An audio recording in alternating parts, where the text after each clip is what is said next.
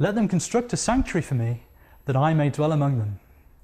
These were God's words to Moses, expressing his desire for a house to be built for him on earth, in which he might dwell among his people. Quite some time has passed since God first introduced Jacob to some of the principles of his house at Bethel. The reason for this was that God could not establish his house on earth until he had a people set apart for himself to worship and to serve in that house. And Israel was to be that people. God appeared to Moses on Mount Sinai and said to him, "Now then, if you will indeed obey my voice and keep my covenant, then you shall be my own possession among all the peoples, for all the earth is mine. And you shall be to me a kingdom of priests and a holy nation. These are the words you shall speak to the sons of Israel." 3 important steps were necessary before Israel could be called the people of God and before God could dwell among them. The first was that Israel had to be brought out of slavery in Egypt, or redeemed. You remember how that God inflicted 10 plagues on Egypt, and time after time Pharaoh's heart was hardened and he refused to let the Israelites out of slavery. That was until the 10th plague, when God passed through Egypt and every firstborn male in the land was struck down. The Israelites had been commanded by God to paint the tops and the sides of their door frames with the blood of a lamb. And that night, when God went through Egypt, he passed over the houses where he saw the blood, so that the plague on the firstborn did not affect the Israelites. The Egyptians were struck with fear, and they urged the Israelites to leave their land at once. And so, Israel was redeemed from slavery by the blood of the Passover lambs. The wonder of this event is recorded by the writer of the Chronicles, who says, "And what one nation in the earth is like your people Israel, whom God went to redeem for himself as a people." Next, you remember how that the Israelites arrived at the Red Sea, pursued by the Egyptian forces. Pharaoh had once again changed his mind about freeing Israel, but God had other plans. Moses was commanded to stretch out his hand over the waters, and God parted the waters of the Red Sea so that the Israelites could pass right through the middle on dry ground, a wall of water on their right and a wall of water on their left. In the New Testament, we discover that what Israel experienced on that occasion is a picture of believers' baptism. 1 Corinthians chapter 10 and verse 2 says that all were baptized into Moses in the cloud and in the sea. This was the second step. Finally, the people of Israel came to Mount Sinai in the wilderness. It was on that mountain that God gave Moses his law for his people, which would affect every aspect of their lives. Moses came down from the mountain and recounted to the people everything that God had said to him. And the response of the people was emphatic. They said, "All that the Lord has spoken we will do, and we will be obedient."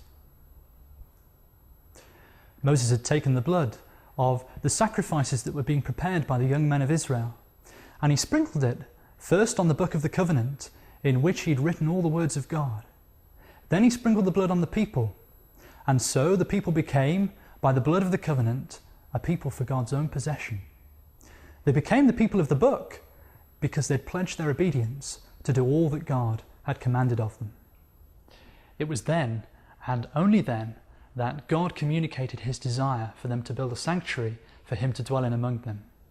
Before that was possible, these 3 conditions had been fulfilled.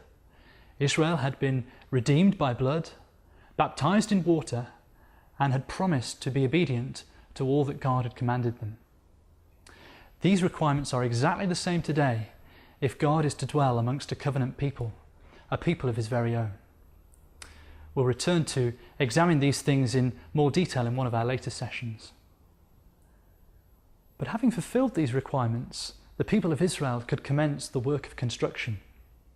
In Exodus chapter 25, we see how that Moses was told to gather materials for the building of the first physical house of God, the tabernacle.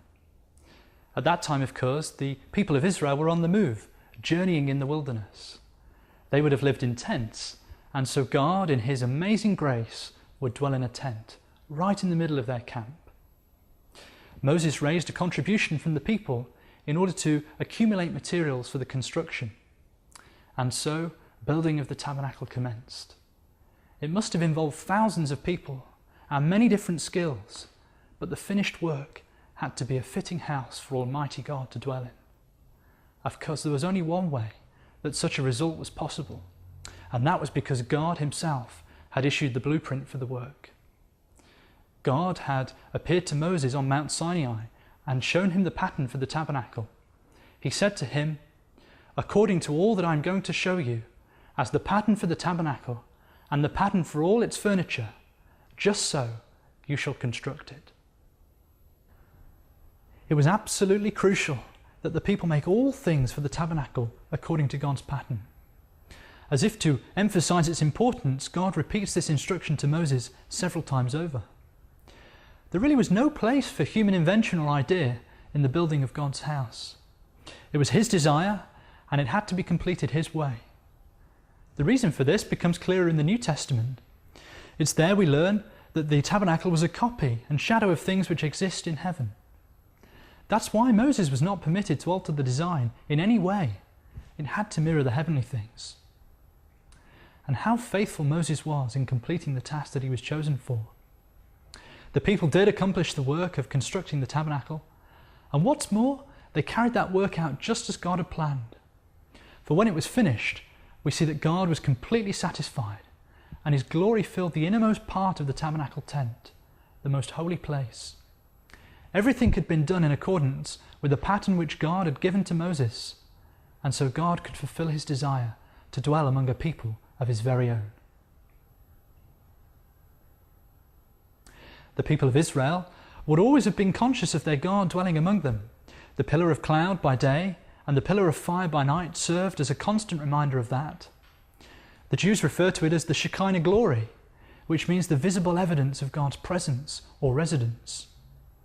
Paul, in his letter to the Romans, when writing about the privileges of Israel as God's chosen nation, describes them as having the divine glory. This was indeed a truly precious privilege. The Almighty Creator had condescended to dwell on earth, among a people of his very own, in a tent which had been designed by him, but constructed by his people.